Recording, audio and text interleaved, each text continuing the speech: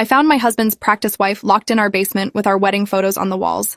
The sound came through the air vent at 3:47 a.m., faint enough that I thought I was dreaming.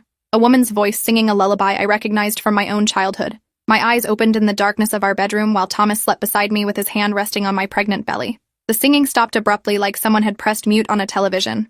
I lay there listening to my husband's steady breathing and wondering if exhaustion from the third trimester was making me hear things that weren't real. The house was silent except for the usual sounds of settling wood and the furnace clicking on in the November cold. I waited another 10 minutes before sliding out of bed and walking to the heating vent near our closet door.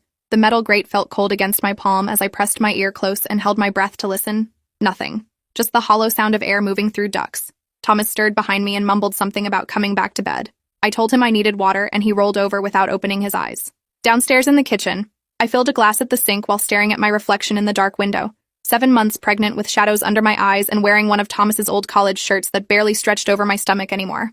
The basement door stood at the end of the hallway past the laundry room. We'd only been in the house for 4 months since Thomas got promoted to regional director at his firm. He'd insisted on this specific property even though it needed work, and the basement had flooded twice before we bought it. The realtor kept steering us toward newer construction. But Thomas loved the history of old homes and the potential he saw in the unfinished spaces he'd been working on the basement since we moved in, installing new drywall and updating the electrical system himself on weekends. He told me to stay upstairs because of the dust and exposed wiring that could be dangerous for the baby. I stood at the top of the basement stairs with my hand on the doorknob.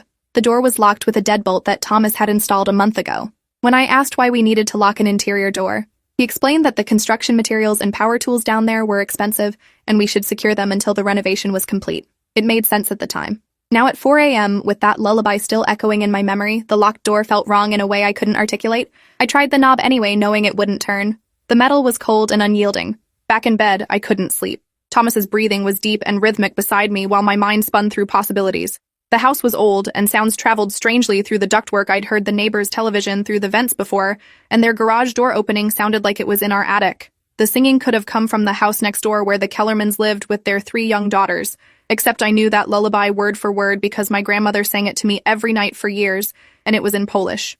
The Kellermans were from Texas and didn't speak anything but English. Morning came with Thomas kissing my forehead before he left for work. He smelled like the expensive cologne I'd bought him for his birthday, and his suit was perfectly pressed. He told me he had client meetings all day and would be home late, probably after 8 o'clock.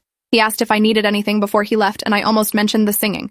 But his eyes were already distant and focused on whatever presentation he'd be giving, and I didn't want him to think pregnancy hormones were making me irrational. He touched my belly one more time, and then he was gone. I spent the morning organizing the nursery and folding impossibly small clothing into dresser drawers. My best friend Vanessa called